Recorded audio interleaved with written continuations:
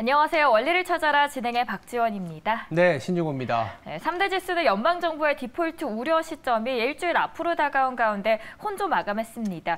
여기에다가 전날 발표된 엔비디아의 강력한 실적 전망에 힘입으면서 나스닥 지수 1.7%대 상승했고요. 반면 다우존스는 또 약보합으로 맞췄더라고요. 네, 맞습니다. 오늘은 사실 미증시는 그냥 엔비디아의 날이었다라고 표현할 수 있을 것 같습니다. 네. 강력한 AI 수요를 바탕으로 특히 IT 전반도 올랐지만 이 반도체 관련 주식들, 필라델피아 반도체 지수는 거의 7% 이상 급등을 했기 때문에 엔비디아의 날이었다라고 할 수 있지만 또 한편으로는 S&P나 특히 다우 같은 경우에는 마이너스를 기록했거든요. 부채 한도 협상, 더불어서 생각보다 좋은 미국의 경제 지표로 인해서 긴축에 대한 부담도 같이 들어오면서 혼조세의 어떤 그런 하루였다라고 표현할 수 있겠습니다. 네, 엔비디아 언급을 해주셔서요. 저희가 관련한 외신 화면으로 만나보도록 하겠습니다. 제목이 이렇습니다. 엔비디아 race towards 1 trillion club. 1조 원 클럽에 달려가고 있다라는 엔비디아의 헤드라인입니다.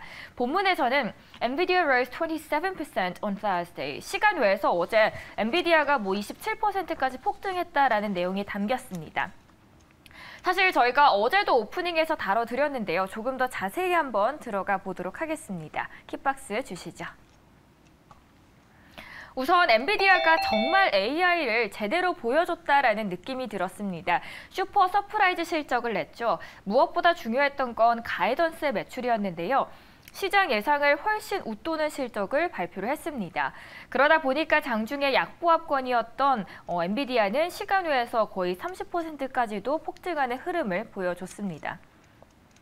다음 중요한 건 다음 실적이잖아요. 가이던스는 더 놀라웠는데요. 예상이 71억 달러 정도였는데 발표된 수치는 무려 110억 달러.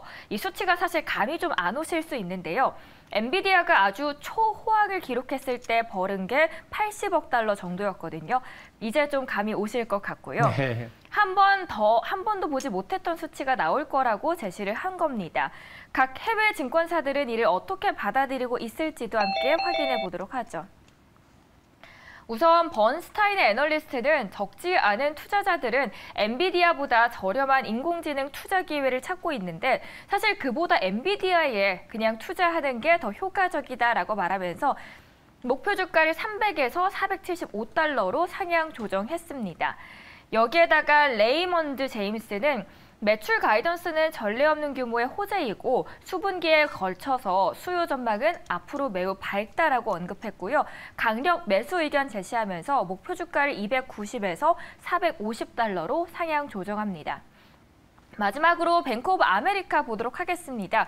인공지능 골드러시가 각광받고 있는 가운데 이 필수적인 도구를 판매하는 엔비디아의 지위는 확고하다라고 전하면서 350에서 450달러로 상향 조정했습니다.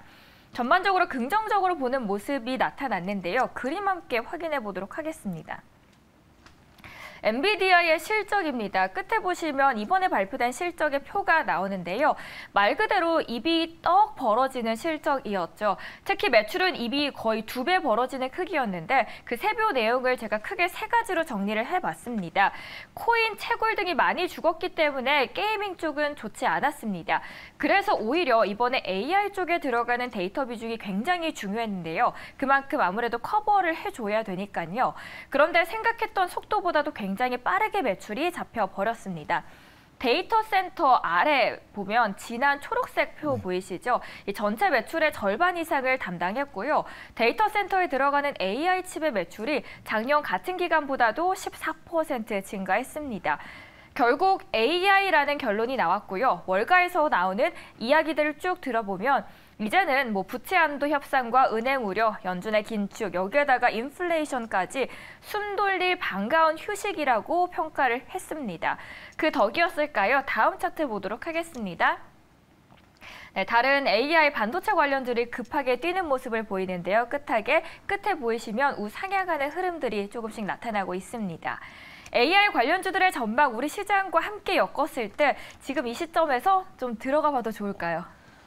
항상 중요한 게 지금 시점에서 들어가면 좋을 것이냐라는 얘기인데 어제 우리 시장에서 보여줬어요. 우리 시장에서 가장 강력했던 게 무엇이냐? 반도체였습니다. 네. AI가 성장하기 위해서는 굉장히 높은 수준의 데이터를 처리해야 되고 이런 프로세스 연산 능력이 필요하기 때문에 당연히 이제 메모리 반도체 수요도 급증할 수밖에 없다라는 게 어제 우리나라 시장에서 나타났었던 반도체주의 급등이라고 보시면 될 것 같고요. 엔비디아에 들어가는 게 또 SK 하이닉스의 HBM이라는 메모리입니다. 아직은 비중이 작긴 하지만 뭐 삼성전자도 연산 능력이 있는 HBM을 만들고 있긴 하거든요.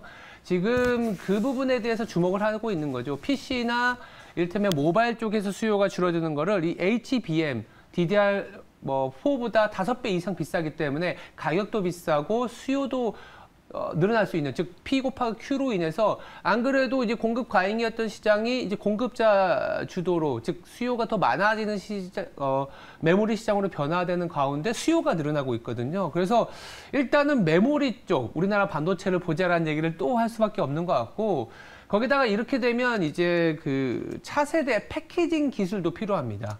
그래서 패키징 기술에 대한 투자도 많이 일어날 수밖에 없기 때문에 관련된 우리나라의 중소기업들이 많거든요. 예, 패키징과 관련된 기업들. 여기까지도 보는 방법으로 보시면 AI뿐만이 아니라 우리나라의 반도체, 그리고 패키징, 그리고 기판까지 고루 이제 어떤 훈풍이 부는 그런 소식이지 않을까 생각이 들고 있습니다. 그럼 이 이슈로 한 가지만 보는 게 아니라 네. 연관되어서 그렇죠. 볼 수 있는 알고리즘들을 파악하시면서 투자를 하시는 게 좋을 것 같습니다.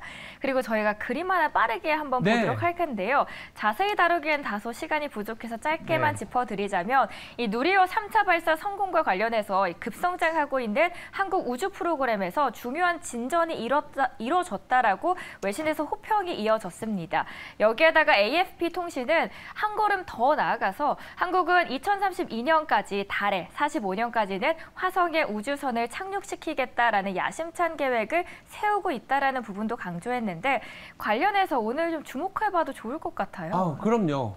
여기 들어갔을 때 어제 이제 민간 기업이 같이 참여한 기업이 한화 에어로스페이스거든요. 네. 그래서 한화 에어로스페이스와 관련된 방산주, 우주항공하면 방산하고 연결될 수밖에 없고 국가의 안보, 지출과 연결되기 때문에 꾸준한 성적, 실적을 예상할 수 있다는 점이 더 부각될 수 있을 것 같습니다. 그래서 오늘 뭐 여전히 우리 뭐 반도체도 좋지만 또 우주항공과 관련된 방산주도 같이 봐야 되는 시점까지 도달했다, 이렇게 말씀드릴 수 있겠네요. 네, 이번에 누리호 소식까지 우리나라 투자 시장에 참고하시면서 투자하시길 바라겠습니다.